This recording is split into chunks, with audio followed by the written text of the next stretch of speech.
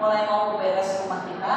Yang berikutnya adalah, ini mungkin sering saya sampaikan sebentar saja, nanti bagian dari rangkaian. Oh, harap tenang. Oh, udah bisa dari Mbak Nur. Jadi yang kedua, setelah paham konsep berubah, mari kita ubah seperti jentikan jari, ubah aja apa yang menjadi kebiasaan menjadi kebiasaan baru. Bisa misalkan ibu selalu pakai jilbab, nggak pernah pakai ciput yang kayak saya ini ada ciput apa tuh hancurnya apa sih namanya ya? Bukan ciput ini ya. Adanya biasanya pelek langsung. Coba sekali-kali diganti pakai ciput yang ada hancurnya gini gitu. Biasanya sebenarnya pakai jilbabnya polos, coba sekali-kali pakai yang bunga-bunga gitu. Pokoknya mengubah kebiasaan aja walaupun sedikit. Oh, biasanya sebenarnya pakai rok atas bawah, coba sekali-kali pakai gamis gitu. Itu biasanya berubah sedikit gitu aja, nasib kita berubahnya banyak. Kan enak ya kalau berubahnya banyak ya. Nah, yang berikutnya adalah hidup itu bukan lari sprint. Bukan pengen cepat-cepatan nyampe, bukan pengen cepat-cepatan sukses. Hidup itu lari maraton yang panjang. Jadi nikmatilah hidup. Emang mau kemana buru-buru punya-punyaan? Emang siapa yang jadi saingan? Hidup itu gak perlu bersaing dengan orang di sekitar kita. Hidup itu jalani apa yang kita miliki, maka kita akan berterang. Jadi kalau saya sebut, kalau orang lari itu berlarilah di tracknya gitu, di posisinya gitu kan. Kalau kita lari itu ada garis-garis gitu ya. Ikuti aja garisnya. Itu ada yang agak lari cepat ya, kita mau ngejar boleh, tapi kan capek juga. Kalau di lari sprint kita boleh kejar-kejar. Tapi kalau di lari maraton ngapain gitu? Ngapain kejar-kejar capek? Nah, lari maraton itu keuntungannya adalah kita nggak perlu nafas banyak di awal apa memulai, tapi kita cukup bernafas pendek saja. Terus berlari pelan-pelan, capek, ambil nafas lagi, mikir, lari lagi, itu aja. Pokoknya menikmati larinya. Kalau capek, nggak pengen lari, pengen jalan aja deh, boleh. Jadi ada kalanya dalam hidup kita mengejar-kejar dunia seperti takut kehilangan kesempatan. Biasanya memang ada pedagang-pedagang musiman gitu, yang ramainya kalau udah datang bulan Rajab, Sya'ban, Ramadan gitu. Karena dagangnya nanti buat bulan Ramadan gitu. Entah yang dagang kue kering, entah yang dagang baju, yang dagang apa lagi sih kalau mau lebaran tuh ya macam-macam banyak ya. Pengusaha pansel, saya perhatikan mereka akan kerja keras di bulan sebelumnya, karena dia berharap ketika bulan lagi rame-ramenya dia nggak perlu produksi, udah santai mungkin, tidak melayani pembeli. Ya ada saat mana kita bercepat-cepat, ada saat kita bersantai. Udahlah, dagangan udah habis, masuk dulu masuk. Bahkan ada banyak pedagang-pedagang yang memutuskan untuk tutup tokonya pada waktu azan sholat. Ya, kemarin saya coba ke Naiso. Naiso tempat anak-anak pada beli mainan gitu ya. Di situ banyak juga alat-alat rumah tangga yang kurang meriah, lucu-lucu. Ya, dulu biasanya saya kalau pengen punya pernak-pernik rumah tangga yang bagus kayak gitu harus pergi ke toko yang namanya Daiso. Daiso itu produk Jepang asli. Jauh, adanya juga di Tunjungan kalau di Surabaya. Dan kalau saya ke Surabaya, saya pasti akan maksa untuk mampir ke Tunjungan Plaza. Cuma pengen mampir ke toko Jepang itu. Serba 22.000 harganya gitu. Pokoknya apapun yang kita ambil harganya 22.000 itu sekarang yang Daiso. Nah sekarang enak gitu ya. Di mall udah banyak ada namanya Miniso gitu ya. Bukan produk Jepang, campuran, ada Korea, Cina lebih banyak. Lagi-lagi Cina, tapi ada Daiso. Ada produk Indonesia, ada juga produk kalangan Cina. Di Daiso ini kemarin saya belanja pas menjelang azan maghrib, karena saya mau cari kado buat keponakan saya yang ulang tahun. Alhamdulillahnya saya masuk sebelum 15 menit azan berkumandang. Cuman dari setengah jam sebelumnya itu pegawai Daiso sudah memberitahu kepada semua pengunjung, sebentar lagi akan terdengar suara azan maghrib. Maka 15 menit sebelum azan maghrib, segeralah untuk menyelesaikan transaksi karena kami akan melaksanakan sholat berjamaah. Kaget saya, baru saya datang pas tepat jam sholat. Ternyata di Daiso tuh kayak gitu. Di TikTok aja kayak gitu ya. Maaf ya, ada dua TikTok. Tetangganya TikTok soalnya.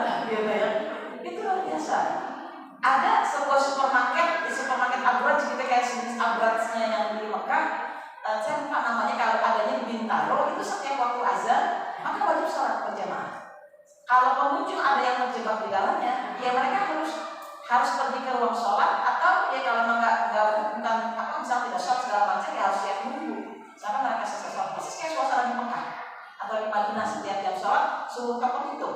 Nah itu terjadi kayak gini. Itu Masya Allah ya saya bilang. Nah hidup maraton tuh buat saya kayak begitu gitu. Yang kita siap untuk break kapanpun, pada saat-saat dimana Allah menyediakan waktu kita untuk break. Gak harus dikejar dulu. Dunia itu dikejar gak habis-habis. Sedikit ya cukup, banyak ya berlimpah ya. Sedikit kita cukup kok ternyata. Bina pun caranya selalu ada. Saya juga pernah ngalamin gak punya duit sama sekali, tapi ternyata Allah masih kasih makan ya. Entah tetangga nganterin makanan, entah tahu-tahu Abdi dapat proyek dadakan, ya, yang bisa membuat dia bisa belanja untuk hari ini. Besok gak punya duit lagi, itu hal yang biasa ya. Atau tiba-tiba murid ngaji datang bawa sembako, itu sering terjadi dalam hidup saya. Jadi buat Allah gak punya duit aja pasti tetap bisa makan. Kan tidak ada hamba Allah yang tidak diberi rezeki. Jadi yuk kita mulai sekarang berprinsipnya adalah lari maraton. Nikmati. Wah lagi sepi nih. Ya Allah nikmatin aja. Kan tak rame nih. Jalan lagi. Terus ikhtiar, terus ikhtiar. Wah lagi rame nih. Lari yang kencang, lari yang kencang. Karena stamina kita cukup untuk berlari cepat. Lari. Wah haus nih, aku kecapean. Istirahat. Jadi hidup kadang-kadang ada waktu istirahat. Lagi pengen rebahan kan gitu ya mama. Atau pengen me time mama kalau nggak salon. Oh salon mahal gitu ya. Ya paling nggak nanti belanja ke Alfamart. Atau nanti ke Alfa udah dandan kayak rumah ada cangkang. Apa jadi ke Alfa gitu ya. Ke Alfa tuh ya. Sampai jadinya tak punya gara-gara ngomong gitu tuh me time perempuan kadang-kadang ke Alfa. Suami saya tahu betul. Karena saya udah gak pernah pergi keluar kota, ceramah offline kayak gini jarang, di rumah dulu. Jadi kalau suatu waktu tiba-tiba saya ngeloyor beli apa atau tahu terjadi transaksi di Shopee Pay, yang suami saya terjun, tahu paket, siapa yang beli? Ya, sekarang sejak saya ngerti, tapi saya gak pernah punya Shopee Pay, apa Shopee itu ada pay-nya, ada uang di Shopee. Ada uang di Gojek, ada di GoPay, ada GoPay-nya. Sejak ada di dalam situ, sebenarnya transaksi dulu. Ya saya bilang ini time. Inilah perempuan, nggak apa-apa nikmatin aja. Sepanjang nggak mencelakakan diri kita. Ya. Itu namanya lari maraton. Nah untuk itu istilahnya adalah, yuk persiapkan bekal yang matang, tidak tergesa-gesa yang terakhir kemudian, atur nafas kehidupan jangka panjang. Kalau hari ini impian beli motor belum dapat, nggak apa-apa. Naik itu dulu, ojek online. Ntar waktu kita yang jadi tukang ojeknya. Naiknya mau begitu. Kayak anak saya yang dulu sarjana ya. Nah, udahlah anak saya yang ketiga. Kamu udah lulus, nilainya 20, bagus, berprestasi. Mumpung masih pembukaan S2 nih. Coba daftar S2 di ITB. Pengen banget punya anak yang lulusan ITB. Udah S2-nya aja di ITB saya bilang. Nanti kamu kuliahnya gak harus ke Bandung, bisa di Depok. Mbak, nih boleh nggak? Atau itu aja jadi tukang bongkar. Saya kaget. Cita-citanya sederhana amat ya. Kan Umi mobilnya nganggur, kagak pernah kemana-mana. Udah dia akan setel mobil, akan mau kerja bongkar aja. Ya Allah. Tapi biarin aja. Itu nggak jadi sih, belum daftar sampai sekarang. Dia lagi menikmati hidup. Ada tuh anak-anak kita yang lagi pengen nikmati hidup. Tapi baru kemarin lulus selesai kuliah, usul kuliah lagi, ada dia nggak apa-apa. Istirahat dulu. Gak ada basinya, gitu namanya ilmu. Gitu benar. Jadi kita lurus saja sama jalan kehidupan. Ada kalanya kita kencang, ada kalanya kita pelan-pelan. Oke, yang berikutnya. Ini yang saya maksud, yuk kita pergi ke surga bareng-bareng. Maka buatlah rapat kerja keluarga. Ini sudah sering saya sampaikan di kelas RMCC waktu kita kajian di sebelah sana, di rumah sana. Mulai sekarang biasakan bikin rapat kerja dengan suami. Jadi kalau istri sering bertanya sama saya, Bunda, saya mah nggak pernah seiring sejalan sama suami. Nafsunya beda. Suami pengen anak disayang, saya pengennya ngomel. Atau saya pengen nyanyi,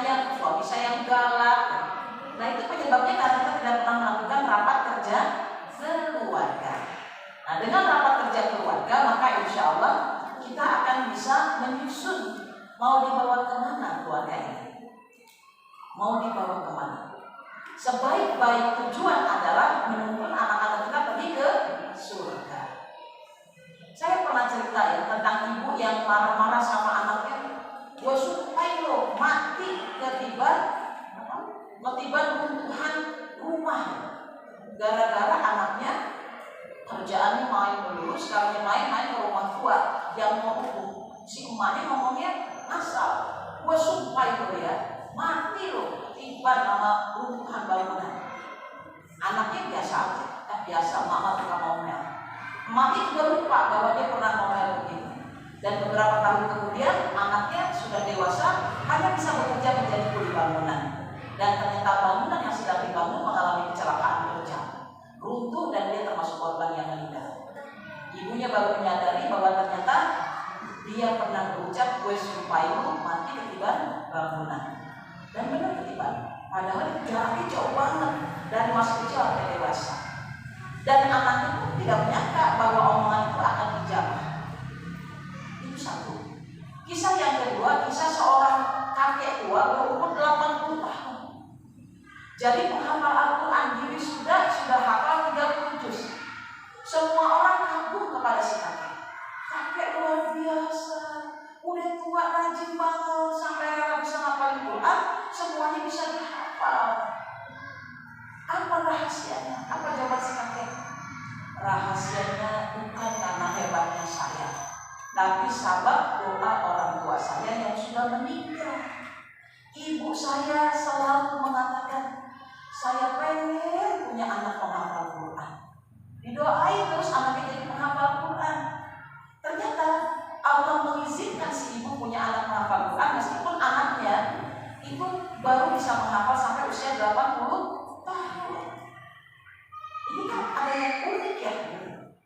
Berarti setiap apa yang diinginkan manusia dilontarkan dalam ucapan, dalam doa, maka dia akan berputar-putar di alam semesta dan suatu saat akan dikembalikan kepada kita. Makanya dulu hati. Jangan ngomong yang keliru. Supaya kita nggak keliru, makanya 10 direncanain secara tertulis. Ada bukunya. Kemudian kita nulis satu persatu. Anak saya si ini bakal kuliah di sini, jadi ini yang baik-baik. Utamakan menjadi ahlul akhirat lebih dahulu. Kita juga jangan cuma menuntut anak kita menjadi ahlul akhirat, ahlul surga, tapi kita tidak menuntut diri kita untuk menjadi ahlul surga. Itu juga salah. Seperti perintah Allah kepada Nabi Yahya, ya Yahya uzil kitab biquwwah. Wahai Yahya, ambillah kitab Allah itu dengan kekuatan yang penuh, biquwwah, dengan sungguh-sungguh. Biasanya dalam kaidah bahasa Arab, jika ada kata bi, maka itu menunjukkan adanya kolaborasi dalam perintah yang dilakukan. Biquwwah akan menjadi kuat, yang diperintahkan menjadi kuat, yang memerintahkan menguatkan.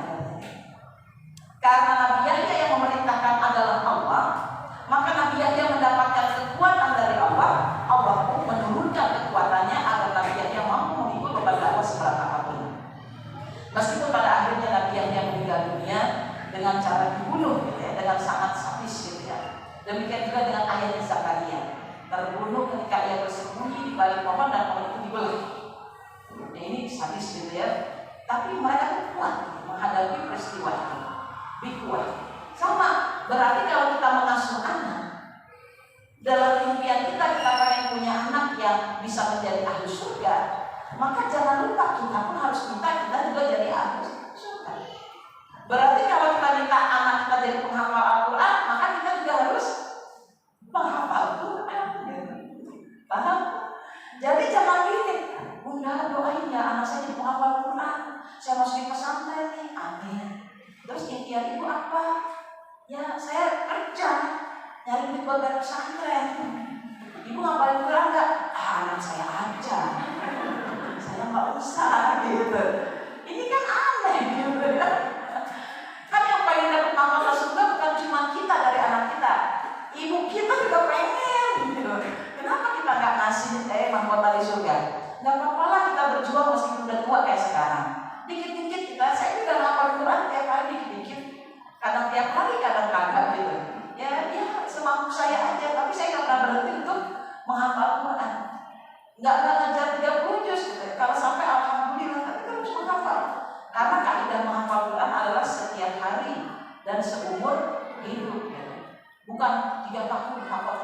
jus bukan. Ya itu kebiasaannya yang terus menerus. Tulis di perencanaan. Pengen apa lagi? Pengen punya mobil yang bisa menjadi kendaraan dakwah. Kebetulan kemarin adik saya yang sakit itu ngadain syukuran karena dia sudah bisa bergerak dengan wajar lagi, bisnisnya udah bisa jalan lagi, ngomongnya udah enak lagi. Dia bilang, Mbak Nia, saya mau syukuran tapi Mbak Nia yang doain ya. Dah kagak mau, saya bilang. Yang doain kamu dong, kan kamu yang sakit. Kok saya yang sakit ya berdoa? Karena orang sakit itu lagi dekat dengan Allah. Allah itu ada betul-betul dekat dengan kamu sekarang. Justru Mbak Nia yang minta doain sama kamu. Oh gitu ya. Maka acara syukuran kemarin dia yang berdoa. Saya Mbak Nia pengen apa? Pengen mobil. Ya jujur aja saya bilang gitu ya. Terus dia doain sampai punya kendaraan, tadinya kurang bagus jadi bagus, buat jadi kendaraan dakwahnya, amin gitu. Nah kenapa saya minta dia mendoakan saya? Karena saya pernah ngalamin Bu, waktu saya sakit. Saudara saya kalau mau contoh kayak itu yang rumah di belakang masjid. Kayak datang ke saya, Mbak Nia kan lagi sakit ya, doa Mbaknya ada ijabah, doain Mbak, tanah yang di belakang saya yang beli. Saya doain benar-benar ya Allah, doa tanah kayak itu yang beli tanah yang di belakang ya Allah. Beneran dia kaget, saya bisa beli Mbak, sekarang rumahnya bagus besar sekali. Itu saya ngalamin. Terus teman saya juga datang, Mbak Nia kan lagi sakit, doain ya. Saya pengen punya, waktu itu punya tanah di depan rumahnya juga.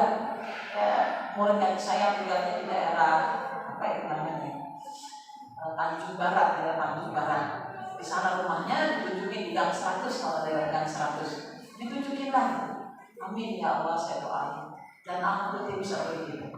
Akhirnya sejak saat itu, wah ini ilmu nih gitu. Kalau kita pengen cepat ijabah, datangnya orang yang sakit.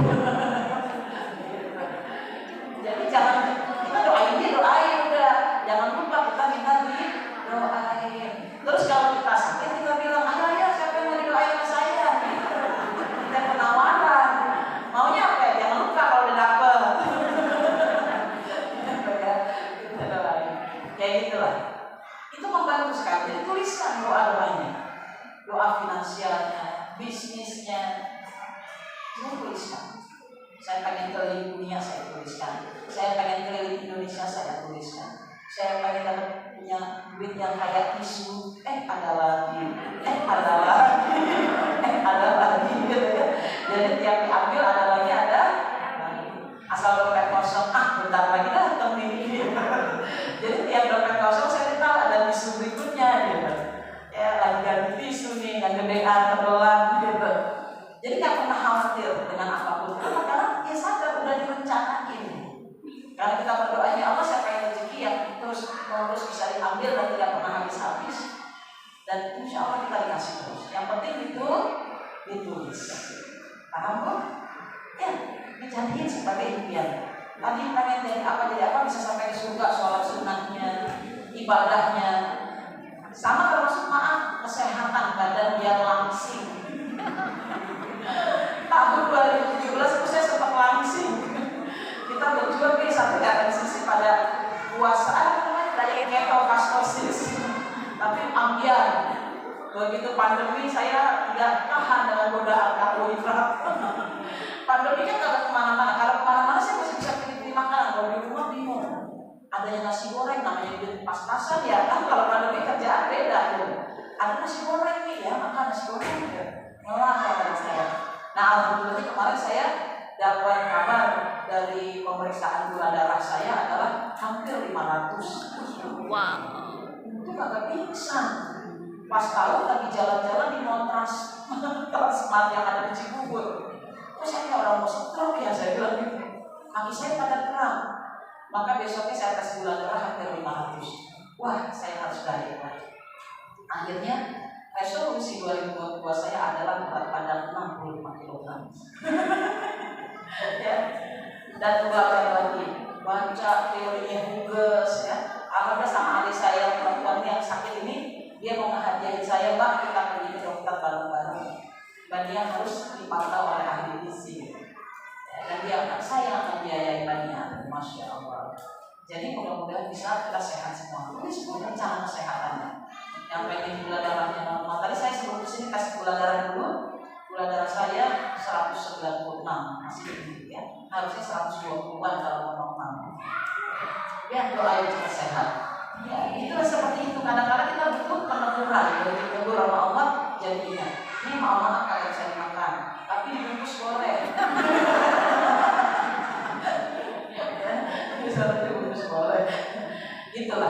Itulah kadang-kadang Allah memberikan solusi. Mungkin sebab dari impian-impian kita pengen sehat dikasih cara begitu. Yang berikutnya, nah ini cara bikinnya ya.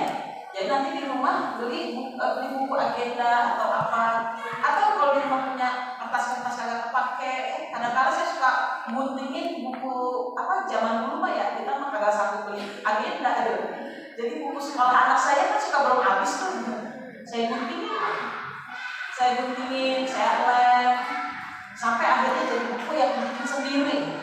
Hiasannya apa aja yang ada di rumah, bisa kain-kain, bisa pancing, benang-benang, ada pita yang pakai pita, ada kertas warna yang pakai kertas warna. Pokoknya saya hias aja gitu. Suka-suka saya supaya dia menjadi buku impian yang terbaik. Disitulah kita menuliskan rencana-rencana. Bagaimana cara nulis rencananya? Nulis rencananya Bu kalau bisa program harian. Ada, saya nggak bikin ya tulisan di sini. Jadi ada rencana program harian. Amal soleh apa yang harian pengen kita capai? Baca Quran misalnya. Terus ngapalin Quran boleh. Atau zikir, ibu pilih aja yang kayaknya kita nyaman. Amalan harian yang rutin. Atau baca Al-Fatihah 10 kali atau 100 kali enggak apa-apa juga. Sholawat nggak ditinggalin boleh. Pilih yang paling terjangkau dari semua amal harian itu. Terus amalan apa lagi? Amalan misalkan kalau hariannya sedekah subuh juga bisa. Kan di sini ada program apa namanya memberi makan ya sijum ya nasi Jumat. Di sini suka ada untuk yang di masjid atau dibagi-bagi ke orang-orang di sekitar. Nah masuk ke dalam program mingguan tuh. Harian kita ngisi kencrek. Begitu mingguan kita ada program namanya sedekah Jumat. Maka tiap hari Kamis ibu udah mulai mengirimkan uang ke lembaga ini. Di Al-Karimah ada rekeningnya atau dibawa setiap pengajian. Ini dia di uang tabungan emak. Ya sehari biasa nabung sisa-sisa buat sedekah mingguan. Jadi punya program mingguan. Mingguannya apa lagi? Masuk program olahraga. Boleh. Olahraga rame-rame sama ibu-ibu di sekitar. Saya sering lihat tuh kalau di Facebook Mbak Prista naik sepeda, ada yang senang, ada yang lari, di jalan cepat. Oh bagus itu gitu. Mingguan seminggu 3 kali boleh. Apalagi program mingguan yang bisa membawa ke surga selain sedekah Jumat. Mungkin bisa taklim itu membawa kita ke surga. Hadirin taklim setiap minggunya. Apalagi pokoknya ibu carilah amal mingguan yang bisa membuat kita menuju ke surga. Setelah itu apalagi amalan bulanan. Bisa jadi ibu mungkin punya bisnis bulanan yang kita pengen uang bulanannya dijadikan infak dan sedekah, wakaf misalnya. Atau sekarang lagi ada bencana Semeru.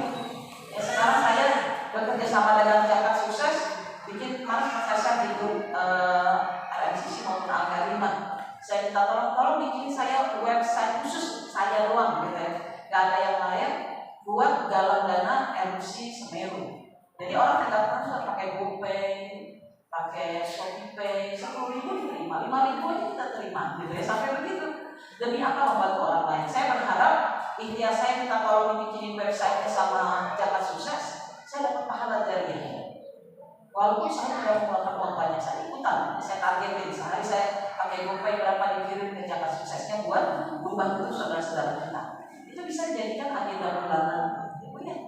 Masya Allah. Agenda tahunannya ngapain? Macam-macam tuh ya. Yang mau umroh bisa, yang mau silaturahmi bisa, ngasih hadiah buat orang tua bisa, yang mengeluarkan dan sebagainya. Direncanain supaya sampai ke surga, insya Allah. Begitu. Ditulis di buku itu. Nah kalau ditulis boleh tuh ditempel pakai gambar-gambar. Yang pengen ke Mekah, gambar Ka'bah ditempel. Yang pengen punya mobil Pajero ditempel. Kalau nggak dapat Pajero, Bujero juga boleh.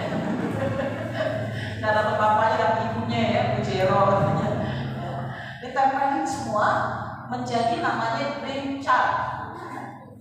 Dulu kita beberapa tahun yang silam di RMCC kita sering bikin acara itu. Ya semua ibu-ibu dikasih kertas gambar satu-satu. Suruh bawa majalah gunting-gunting. Ada lemnya, ada gunting. Kita praktek beneran. Tapi nggak pernah sampai selesai.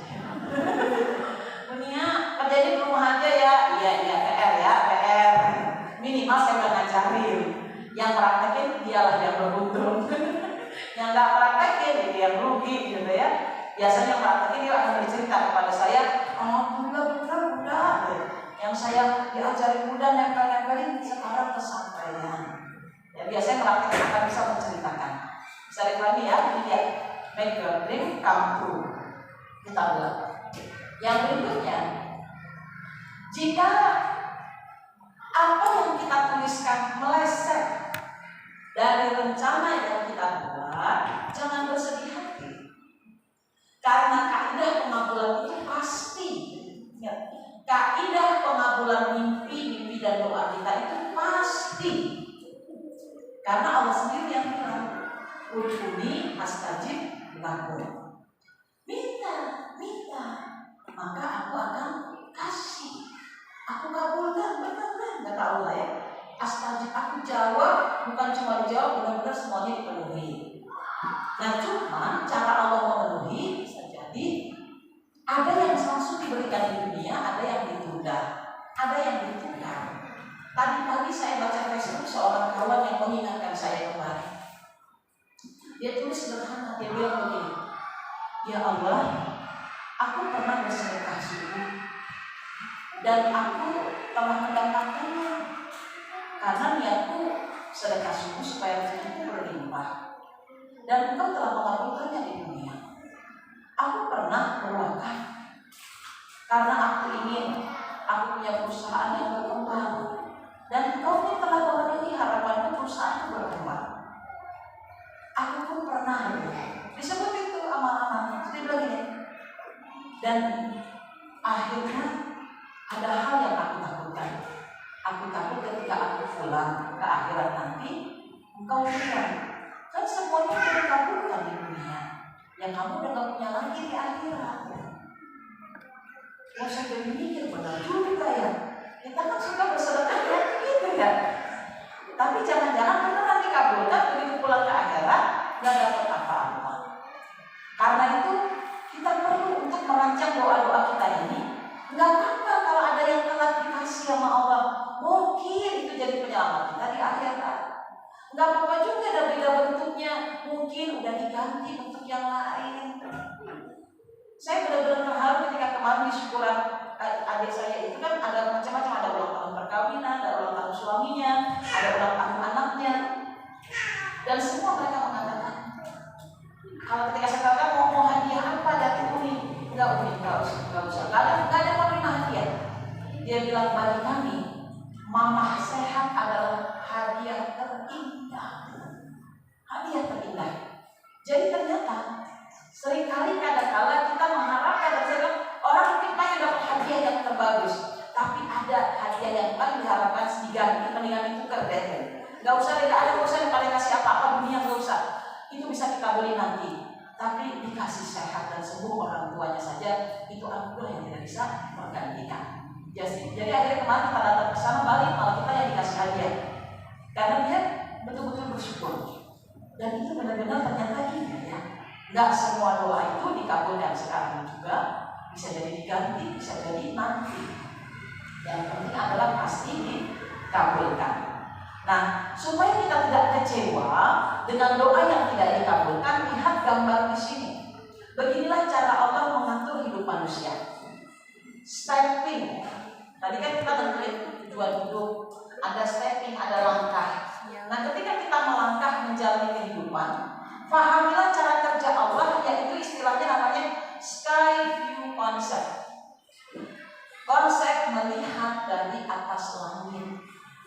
Nah, kayak gini di gambarnya tuh, saya ceritain ya. Ini di gambar yang bundaran atas, itu kan macet banget. Motor, mobil, merapet. Itu semua yang ada di situ pasti lagi ngomel-ngomel. Kemana nih polisinya? Aduh, kita lagi buru-buru. Aduh, macet berisik lagi nih, tampil mulu.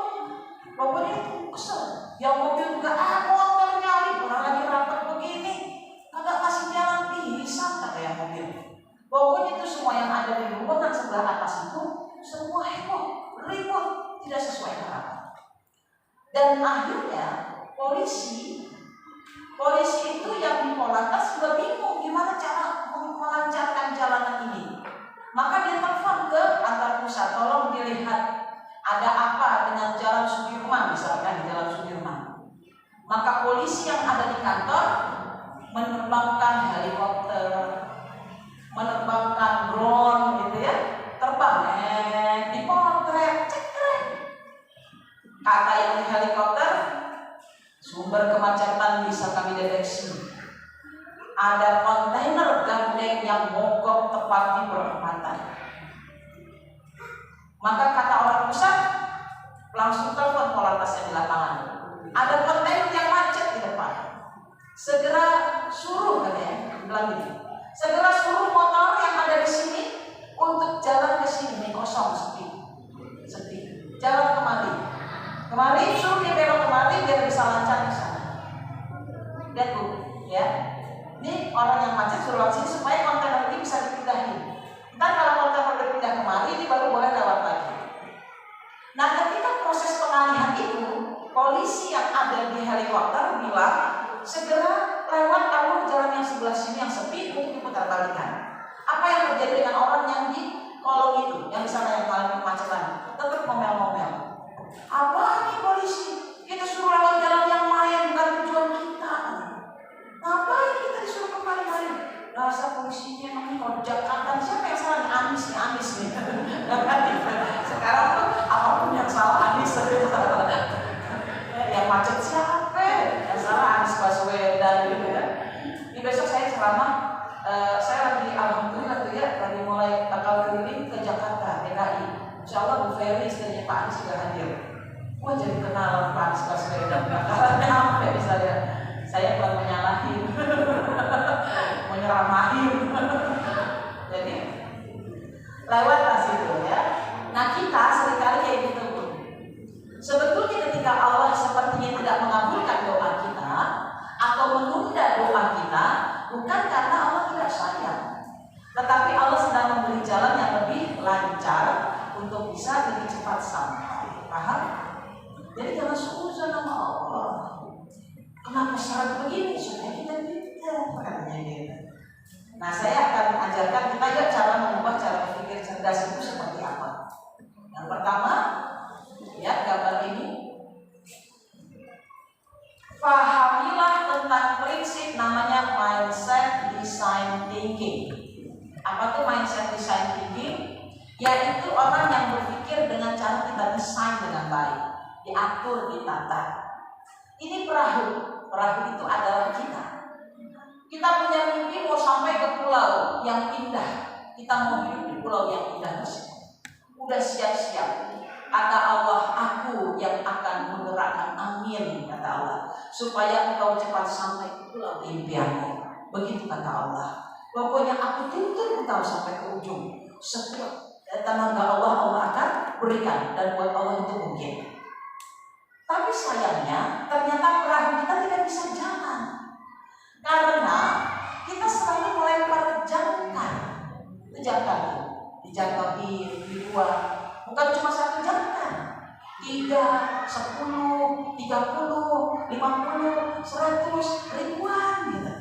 Jangkar dijatuhkan ke dasar laut. Sekencang apapun angin berupaya untuk mengantarkan perahu sampai ke tujuan, bisa bergerak apa enggak kira-kira? Enggak bisa. Enggak akan pernah bergerak perahu itu. Dan yang ada jangan-jangan kalau kebanyakan jangkar, perahunya malah tenggelam. Karena jangkarnya juga berat dari besi. Bukannya dia jalan malah tenggelam. Itu bisa terjadi. Nah, apa yang dimaksud dengan desain thinking ini adalah kita ini manusia sering punya impian, tetapi impian itu seringkali diganggu oleh cara berpikir yang salah. Ketika kita lempar jangkar, itu artinya misalkan kita punya kebiasaan benci. Ih, gue mau kesel banget sama dia. Itu namanya lempar jangkar. Bahaya. Ih, amit-amit deh gitu. Lempar jangkar. Ngegosip, lempar jangkar lagi. Marah-marah, ini anak-anak bisa dibilangin jangkar lagi. Gak bisa maafin suami, dijangkar lagi. Terus sifat-sifat buruk itu dilempar ke lautan. Akhirnya nggak bisa jalan. Jadi Allah itu hanya mau mengabulkan permintaan kita dengan syarat angkat jangkarnya. Buang yang nggak perlu. Mumpung nih mau tahun 2022 udah maafin orang. Kalau perlu tulis nama-nama mereka. Ya Allah, tahun ini nama dia kalau ada lagi dalam hidup saya. Entah itu nggak ketemu lagi, gitu ya. Entah itu kita maafin, pokoknya udah saya maafin lah semuanya ya. Gitu ya. Kemarin saya tuh terasa saya masih menyimpan benci sama seseorang pas saya di rumah ibu saya. Kaki saya terkilir karena suka turun dari sepeda motor dengan kaki yang keliru. Akhirnya saya salah turun. Terus saya bilang, nah ada tukang urut yang saya kagak pengen banget datang ke dia. Atau emak saya ini masih sakit kakinya. Mak saya tahu tuh, mak mau ngurut ke siapa? Mak jangan tawar saya rumah kona. Saya langsung jangan tawar saya rumah kona. Pokoknya saya gak akan datang ke rumah kona karena saya 2 kali pijit sakitnya minta ampun gitu ya. Emang kalau dipijit sama dia sakitnya sebentar langsung bisa seger. Tapi saya ketakutan belum dipijit takut duluan. Jadi ketika saya menyebut nama rumah kona langsung saya sadar. Ya Allah, saya masih benci rumah kona. Padahal dia pernah nolong saya, ya Allah gitu. Akhirnya saya kemarin healing ya, saya maafin rumah kona, saya mencintai rumah kona gitu ya. Saya sebut-sebut yang baik-baik tentang kebaikan rumah kona. Yang gak tahan sakit cuma sayanya, gak salah rumah kona mijir. Karena kalau sakit ya sakit gitu ya. Jadi ya begitu. Ada tuh saya kira saya udah bisa maafin semua orang. Begitu mas saya bilang, coba bikin ke ibu, jangan bilang rumah kona. Oh mas saya bilang rumah kona, saya keluar dulu. Nah itu kelihatan bahwa saya membenci seorang. Akhirnya saya maafkan, saya healing, kalau saya tambah sakit gitu. Paham ya Bu ya? Itu namanya jangkar. Maafin siapapun, orang tua kita mungkin dulu gak pernah benar mengasuh kita. Kita akan kebagian warisan, yang lain kebagian misalnya. Udah ya Allah, kalau saya kagak dapat warisan, dapat dari mana ke anak keturunan saya yang ngasih warisan kan gitu. Ya, dapat kekayaan yang lain, insya Allah dapat. Itulah dia cara kita mengatur mindset design thinking. Nah, cara berpikir kita itu di dalam ilmu pengetahuan itu terbagi menjadi 3 cara berpikir Ibu dan Ayah. Bunda saya. Yang pertama, the power of thinking, kekuatan dari berpikir. Yang pertama sering dipakai oleh orang adalah cara berpikir yang namanya linear, jalannya lurus. Orang yang jalannya lempeng begini, biasanya ketika ketemu hambatan berupa tembok, masalah, dia bingung mau diapain. Biasanya dia akan memutuskan untuk menghancurkan bangunannya atau dia melompati bangunannya. Nah, orang yang kedua adalah orang yang berpikir dengan cara namanya lateral thinking. Lateral itu bergeraknya menyamping. Kalau tadi bergeraknya lurus, dalam, gitu ya. Nah, orang yang berpikir menyamping ini, kalau lihat ada tembok, dia lihat ini tembok di depan saya panjang atau muter sehingga dia nggak bisa lewat atau cuma sedikit. Dia menganalisa dulu. Lalu pas dia udah jalan ke tembok, di samping sini ada jalan. Ternyata temboknya nggak menutupi semua jalan. Dia lihat dari sini ada jalan lagi. Jadi dia bisa menemukan jalan keluar yang lebih banyak. Dia nggak perlu menghancurkan tembok. Cukup dia mencari jalan yang lain. Lihat hasilnya. Orang yang pertama, orang yang memaksakan menghancurkan tembok, cuma dapat satu solusi. Dan satu solusi itu kan terlalu bermanfaat karena bohlamnya nggak nyala.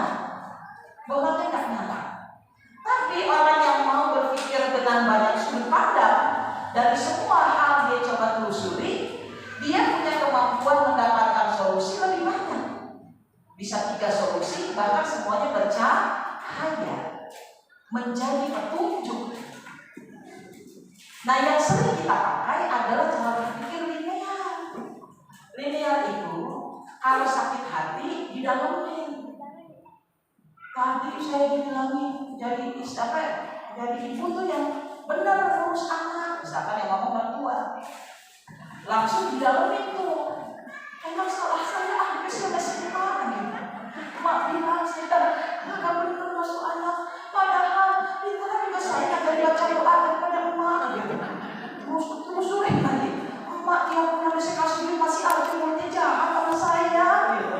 Di dalamin lagi tuh, awas ya pokoknya kalau emak minta tolong ada saya tolong.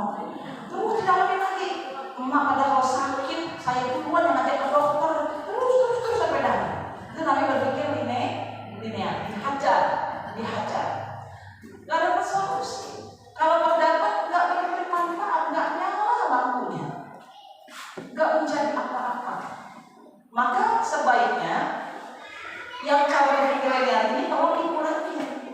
Perbanyak cara berpikir lateral yang melihat sudut pandang yang beragam.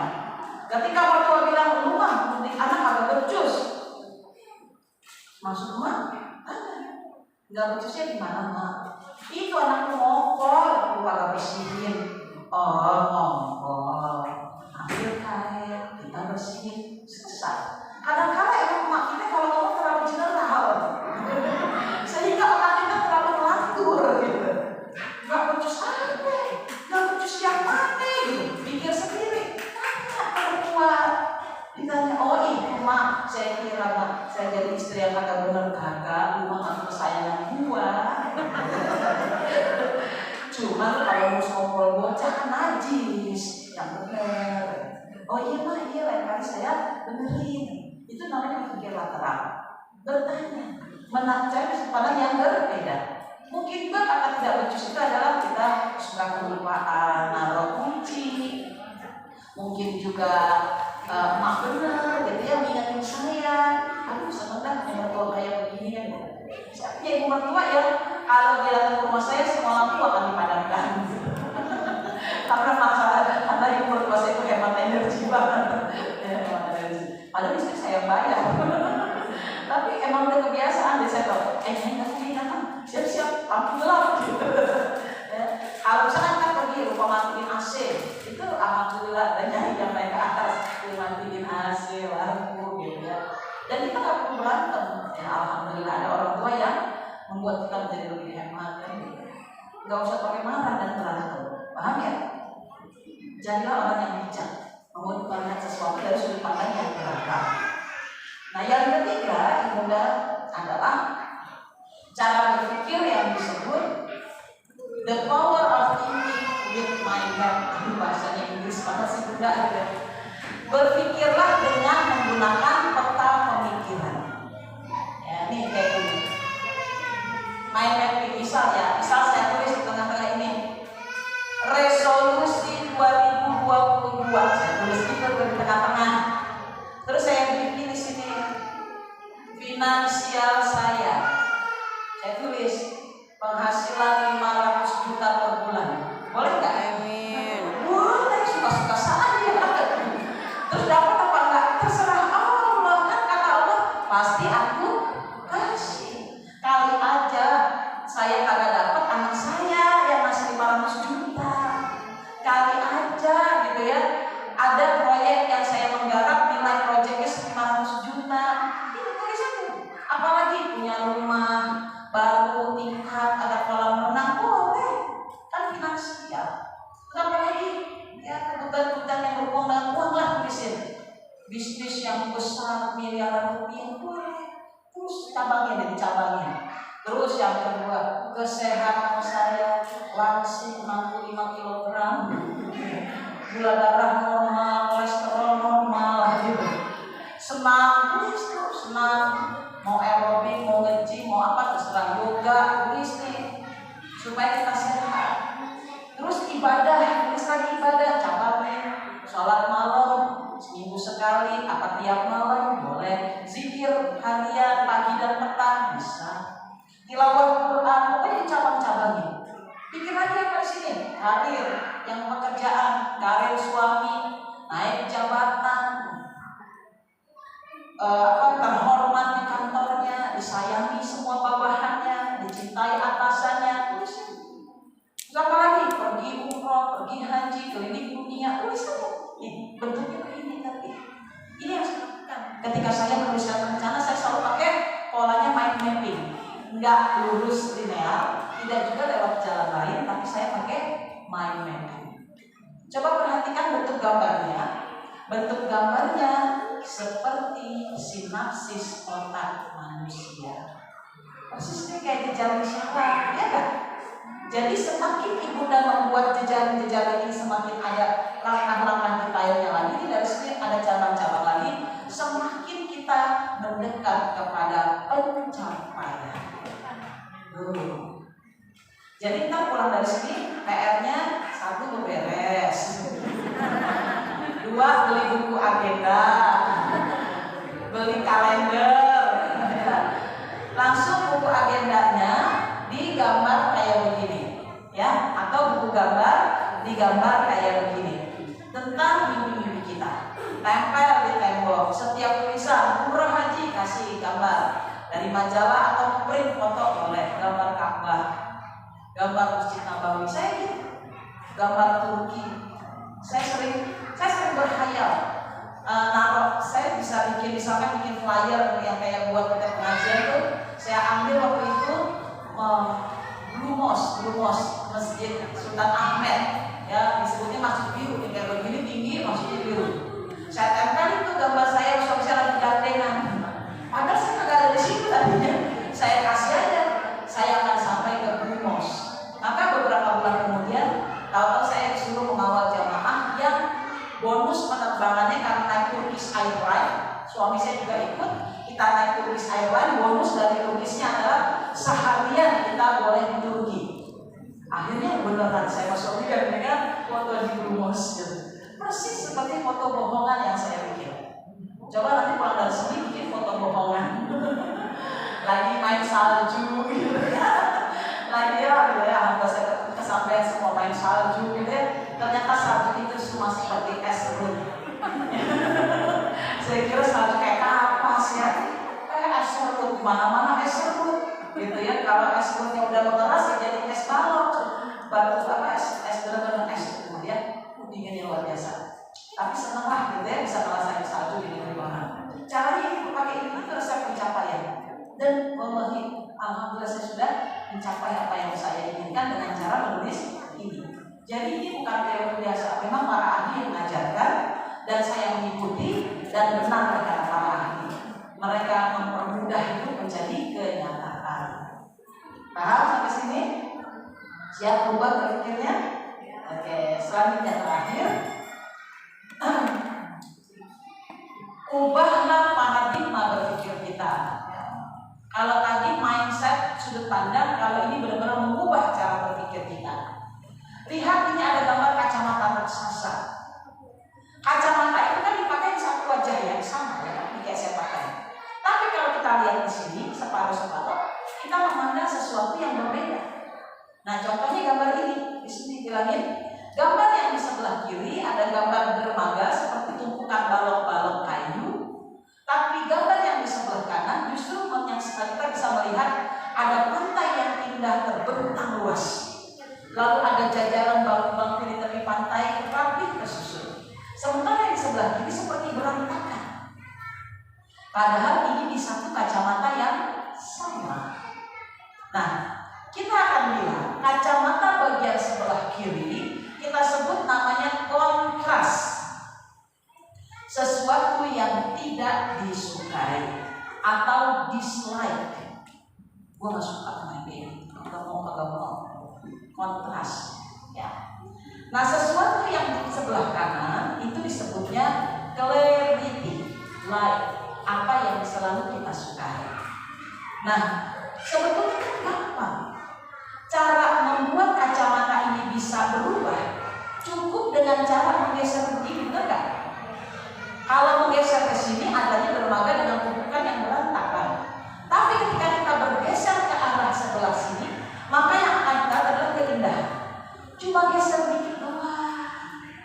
Masa kagak mau? Gara-gara geser dikit doang kita berubah. Itu yang kita pengenin. Maka geserlah selalu pandang ke arah yang baik-baik saja. Jangan pernah berpikir yang jelek-jelek.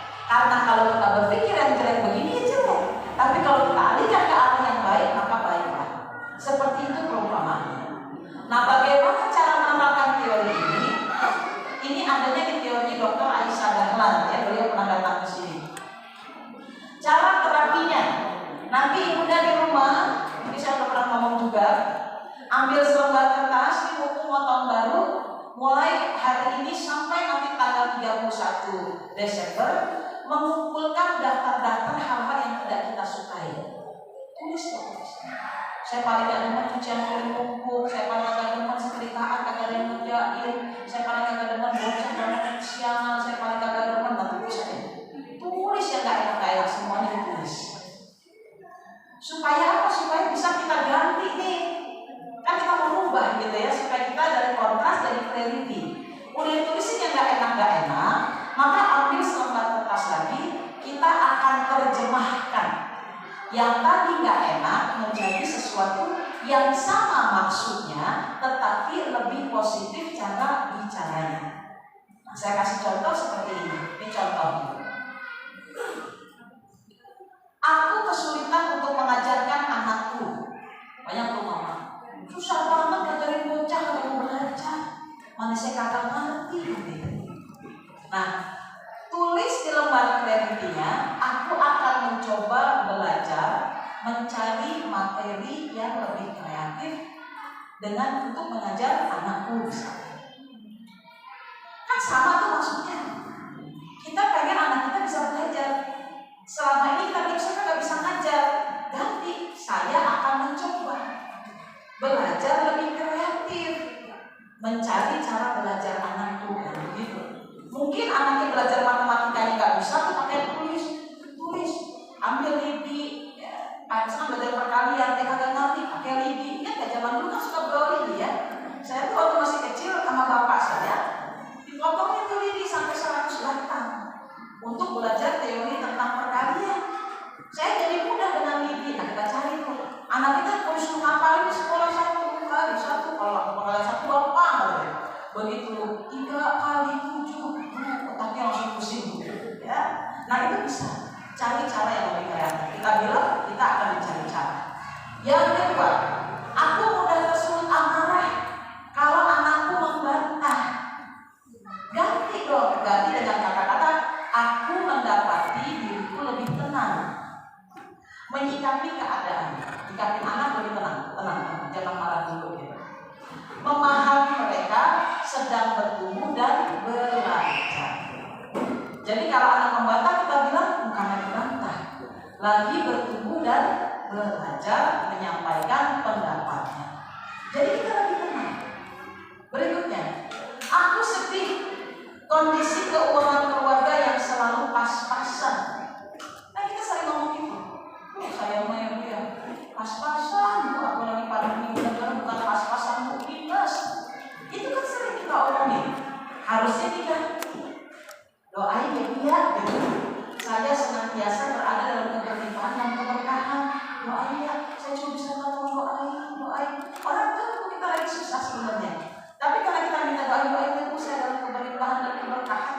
Yang kita omongin kita kemana-mana. Maka insya Allah kita dalam keberlimpahan dan keberkahan. Yang berikutnya, aku sering mendapati semua impian tidak terkabulkan. Ganti, aku selalu mendapati doa dan harapanku terwujud satu demi satu. Yang terakhir, aku sering terjebak dalam komunikasi yang keliru dengan orang di sekitarku. Maka katakan, aku mudah menyampaikan pesan kepada orang di sekitarku dan mereka memahamiku. Paham ya? Ntar si selembar kertas yang kita tulis hal-hal yang tidak kita sukai, tolong dikemas-kemas, dibuat, dan biarkan selembar kertas yang bertuliskan kata-kata yang telah kita ganti ditempel di dinding. Bangun tidur, duduk, kita lihat. Ya Allah, alhamdulillah hari ini aku mencoba untuk berpikir kreatif gitu, untuk mengajar anak. Alhamdulillah ya Allah, izinkan aku mendapati diriku lebih tenang menghadapi anak. Aku memahami mereka sedang bertumbuh dan berkembang. Itu bangun tidur baca yang tulisan. Terima kasih ya Allah, sekarang aku dalam keberlimpahan dan keberkahan. Aku juga selalu mendapati doaku terkabulkan meskipun satu demi satu.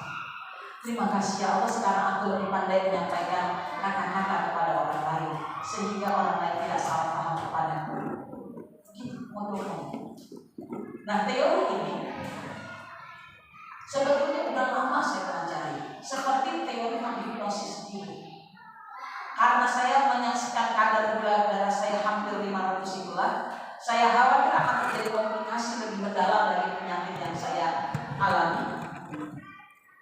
Maka akhirnya saya buka teori dietnya Huges. Saya sempat mau coba tapi takut karena banyak yang bilang kalau kita pakai Huges, teorinya Huges itu nanti sakit mah kita jadi tambah karena makannya cuma buah dan sayur kayak gitu.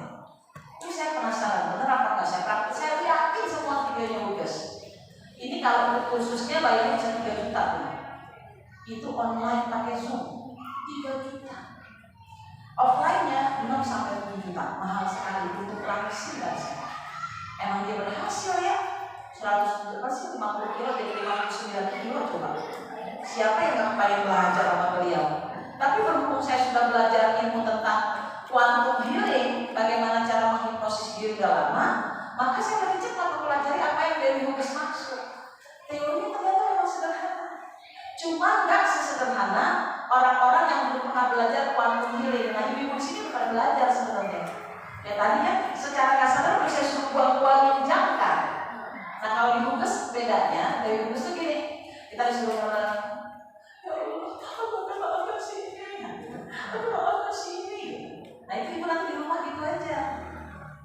Terus akhirnya saya praktekin ya, karena saya sudah pernah menggiling diri saya untuk memaafkan banyak orang dan terbiasa, jadi nggak terlalu berat. Terus sekarang bedanya kalau pagi hari sekarang saya bangun lebih bahagia. Saya praktekin apa yang beliau sarankan. Ini tuh membaca hal-hal yang keren ini. Saya pegang kepala saya. Setelah baca doa bangun tidur, terima kasih ya Allah untuk rambut, meskipun rontok ya Allah, insya Allah kamu mau subur lagi. Terus di dalamnya ada otak. Terus saya berterima kasih, saya pegang mata saya usah sebagian. Jadi dulu saya kalau bangun tidur udah pengen bebenah aja. Saya memberikan sekarang kesempatan tubuh saya untuk berbicara dengan dirinya sendiri supaya kita cepat pulih. Dan betul ya, dalam hitungan cuma berapa hari saja gula darah saya sudah sampai di bawah 200. Itu sudah anugerah buat saya. Dan benar harus ngomong. Sekarang makan buah apapun nggak masalah gitu ya. Makanan benar-benar enak. Saya juga sekarang tinggalkan nggak bawa buah-buahan yang sudah dijus, ya, sayuran yang sudah dijus, enak ternyata. Jadi kalau dari Huges begini, misalkan ini mangga ya, oh mangga, kan ngomong gitu dari Huges. Assalamualaikum, namanya dari Huges. Mangga, kamu cantik sekali. Kamu masih sehat kan? Kamu mau kan menjaga kesehatannya? Yuk kita kerjasama yuk. Sama mangga ngomong. Saya praktekin beneran. Iya kadang-kadang kita tuh kadang terima kasih ya sama apa-apa yang udah ke kita. Jadi kita sibuk sama udah makan. Jadi makan pakai emosi, kurang menjiwai gitu. Dan benar Bu, setelah saya praktekin saya sehat, alhamdulillah. Ya bonusnya turun berat badan. Ya baru 2 kilo lumayan. Ya baru beberapa hari. Ya udah nggak makan nasi, nggak makan gula, nggak makan tepung, insya Allah sehat. Ya, kalau makan ayam makan. Ya, saya makan sepur ayam, saya makan opor ayam, daging, sate, saya makan, tapi tidak pakai nasi. Jadi benar proses. Ini saya baru akhirnya dari seluruh ilmu yang telah saya pelajari tentang menghipnotis diri. Nah yang paling gampang dipahami ini teorinya Dr. Aisyah Dahlan. Tulis yang jelek jadi yang baik dibacain. Jadi kita itu nggak punya masalah. Insya Allah. Yang sering berantem sama suami tulis. Suami saya mah gitu ya. Kalau ngomong apa terserah. Tulis di sebelah suami saya menyampaikan pendapatnya. Oke, alhamdulillah. Sampai di sini. Ya materi saya mudah-mudahan bermanfaat. Saya tutup dengan cerita aja ya. Yang 11 yang wanita ya. Suatu hari seorang ahli ibadah, dia selalu selalu bersyukur kepada Allah dan selalu menyatakan ikhlas dan ridho dengan ketentuan Allah. Terima kasih ya Allah, bersyukur, terima kasih ya Allah, terus saya ikhlas, saya ridho dengan ketentuanmu. Sampai malaikat Jibril takjub kepadanya. Maka malaikat Jibril pun bilang kepada Allah, Allah, aku melihat ada hamba-Mu ahli ibadah yang selalu bersyukur atas nikmat-Mu dan senantiasa ikhlas dan ridho dengan ketentuan-Mu. Dia tidak pernah berkeluh kesah diberikan takdir baik ataupun buruk kepada darimu. Kata Allah, betul, dia seorang ahli ibadah dari hamba-Ku. Sekarang lihatlah, ini ada 2 kitab, wahai Jibril. Carilah daftar nama, dalam daftar nama keduanya ini orang itu ada di mana. Ternyata Jibril menemukan daftar lelaki yang ahli ibadah itu ada dalam daftar ahli neraka. Lalu Jibril bertanya, bagaimana mungkin ya Allah, orang yang selalu bersyukur nikmatnya kepadamu, ikhlas dan ridho dengan ketentuan-Mu, seorang ahli ibadah yang tak pernah meninggalkan beribadah kepadamu, bisa jadi ahli neraka? Kata Allah, karena dia sombong. Dia tidak pernah meminta kepadamu, dia tidak pernah memohon kepadaku pertolongan, dia tidak pernah mau mengemis kepadaku meminta sesuatu. Itu yang membuat aku memasukkan dia dalam daftar ahli surga, mencatat dia di dalam surga lalu memindahkannya ke ahli neraka, karena dia orang yang sombong. Maka Jibril memohon, ya Allah, aku tidak sanggup menyaksikan ibadah ini masuk neraka. Bolehkah aku turun memberitahu kepadanya agar ia mau berdoa? Silakan, kata Allah. Maka Jibril pun turun kepada lelaki itu dan mengatakan, wahai abid ahli ibadah, aku melihat namamu ada dalam daftar ahli neraka hanya karena disebabkan engkau tidak pernah mau meminta kepada Allah, tidak pernah mau berdoa. Maka sekarang berdoalah agar engkau dijauhkan dari api neraka dan engkau bisa masuk ke dalam surga. Apa jawaban ahli ibadah itu? Dia bilang, alhamdulillah, terima kasih ya Allah, aku menjadi ahli neraka. Sambil tersenyum. Asalkan engkau ikhlas dan ridho, tidak pernah bagiku, sekalipun harus menjadi ahli neraka, asalkan engkau ikhlas dan ridho kepadamu. Jibril sedih sekali, pulang kembali kepada Allah dan berkata, Allah, orang itu keras kepala, tak mau berdoa kepadamu, malah dia bersyukur jadi ahli neraka. Maka kata Allah, Jibril, lihat sekarang namanya. Ternyata namanya ada dalam daftar ahli surga. Indah. Jibril kaget. Apa kata Allah? Begitulah kuasa dari kudrah iradahku. Aku bisa mengubah apapun dengan caraku, secara kun fayakun. Maka jangan pernah ada di antara kalian yang meragukan kekuasaanku dan kehendakku. Jadi ayah dan bunda, hadis qudsi ini ingin mengatakan kepada kita, Allah paling suka punya hamba yang rajin berdoa, meminta, bahkan mengemis-ngemis kepada Allah. Allah suka sama hamba yang banyak bersyukur, bicara yang positif, jangan bicara yang jelek-jelek. Dan terakhir, Allah suka sama hamba yang sabar menerima takdir hari ini. Gak apa-apa ya Allah, ditunda impianku, gak apa-apa ya Allah kalau baru nanti di akhirat aku dijemputnya. Maka 3 inilah yang akan membuat kita berada di jannahnya Allah. Barakallahu fikum, billahi taufiq wal hidayah. Wassalamualaikum warahmatullahi wabarakatuh.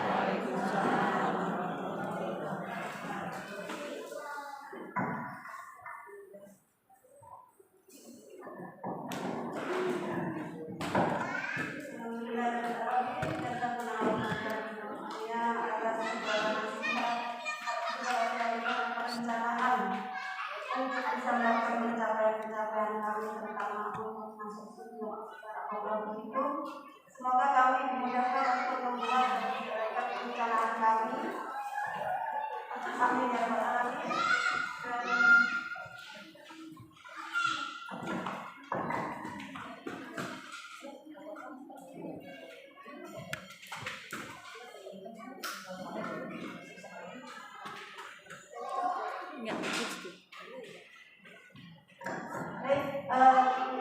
Mungkin ada pertanyaan yang ingin diajukan, tapi kami hanya berikan waktu 10 menit saja.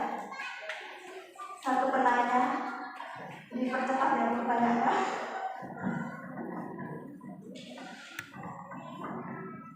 Assalamualaikum warahmatullahi wabarakatuh. Bun, dari semua yang tadi dijelaskan, apakah harus ditulis dan kenapa harus ditulis? Yang itu aja.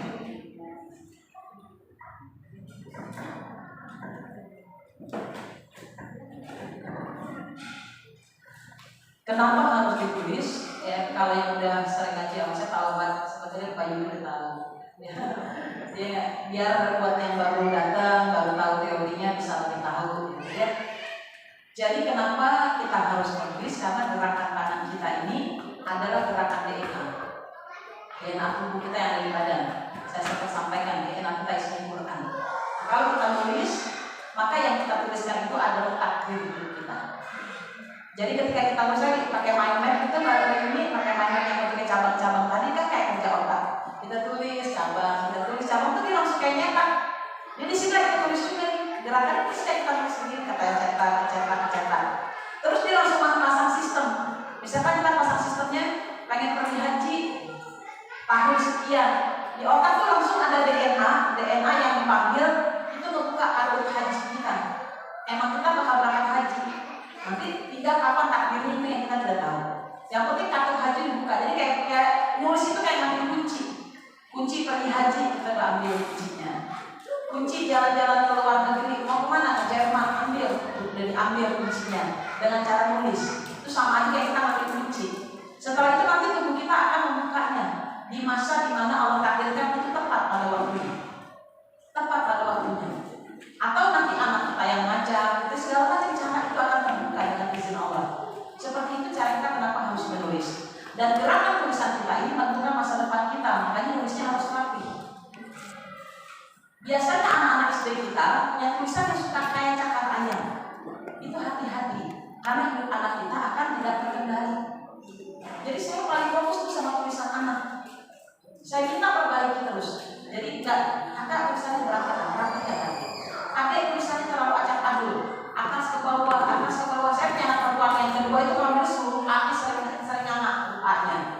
Nah, huruf A yang sering anak itu memang karakternya baik, orangnya terbuka, gaul, tetapi maaf nganga, misalkan huruf A ada celahnya, itu sering bohong, sering berdusta. Dan anak saya itu sering kali dia pintar mensiasati. Umi, dia nggak pernah bilang kalau mau pergi main sama temannya. Aku ada yang mau aku cari ya, tahu-tahu dia lagi di kafe, ya. Tapi pintar, nggak bohong. Ada yang mau dicari, temannya di sebuah kafe. Ya. Tahu-tahu kamu di mana Kak? Aku sama teman aku lagi di kafe ini. Nggak izin gitu. Kenapa huruf A-nya ada celahnya? Makanya saya selalu ingetin dia Kak, perbaiki huruf A-nya, Kak, huruf O-nya Kak, supaya kamu bisa mengurangi hal-hal yang tadi mensiasati sesuatu. Itu dari tulisan terlalu rebah itu nanti menjadi orang yang terlalu ambisius. Tujuan terlalu rebah ke kiri nanti jadi orang yang penakut. Tulisan terlalu tegak ke atas menjadi keras kepala. Tulisan yang bagus yang bagaimana? Yang agak sedikit miring ke kanan supaya dia menjadi orang yang optimis. Itu tujuan nanti tulis sampai agak miring kanan sedikit. Jangan kalau terbang ke kanan, jangan kalau terbang ke kiri. Biar efektif diketik aja. Tulisannya udah pas gitu ya. Jadi begitulah kita menuliskan tanda tangan ya, tanda tangannya acak adul itu diperbaiki. Silakan ada kesempatan untuk 2022 reformasi tanda tangan. Yang tanda tangannya hurufnya belok-belok ya diganti. Nah saya kayak Rona karena saya nama hurufnya tuh dia kan huruf R, namanya Rona. Tapi saya bingung hurufnya kenapa beda dari ini. Nggak tahu ini mulai dari huruf Z, bukan huruf R. Ini huruf apa Kak? Huruf apa deh? Huruf Z. Kok Z kan nama kamu Rona? Kan nama aku Rona Mutiara Zahida. Z. Jangan ambil nama yang asing dari namamu. Ambil nama yang paling populer dari namamu sebagai tanda tangan. Dirubah sekarang tanda tangannya Rona. Tidak lagi Zahida. Karena tidak pernah dipanggil Zahida oleh saya. Tidak pernah dipanggil Zahida oleh siapapun. Dia bilang aku sebut Z karena ini. Z kan keren ya, kalau katakan Z gitu. Ya, dia senang gitu. Akhirnya dirubah. Supaya apa? Dia tidak menjadi orang lain. Tidak menjadi pribadi yang berbeda. Dia menjadi pribadi dirinya sendiri. Bisa. Ibu namanya Yuli, tanda tangannya Lina. Ini tukar nasi sama si Lina. Hati-hati. Ada saya pernah gitu ya di ceramah di Darbi. Ibu-ibu langsung datang udah ketemu saya konsultasi tanda tangan. Bu, ibu nanti saya anak saya Yuli. Kok ini Lina? Iya bu, saya masih kecil. Melihat teman saya namanya si Lina, tanda tangannya cakep. Jadi saya ikutin udah. bilang. Jadi kakak dia bilang, oh ini kan tukang nasi ntar, saya bilang. Iya sih, saya suka agak jelas. Saya ini siapa? Gitu. Mana gitu. Akhirnya saya ajarin itu ya tantangan jadi Yuli sesuai dengan namanya. Gitu. Itu coba banget. Oh, ya coba dengarkan itu Yuli ya. Tulis ya, yang benar. Biar cetak bagus ibaratnya. Insya Allah. Saya masih asik pengen bertanya, tapi apa boleh buat waktu yang memisahkan kita?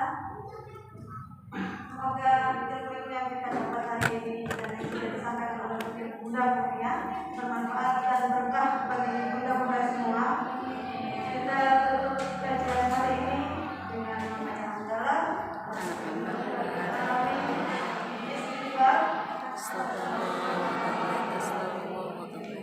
dan doa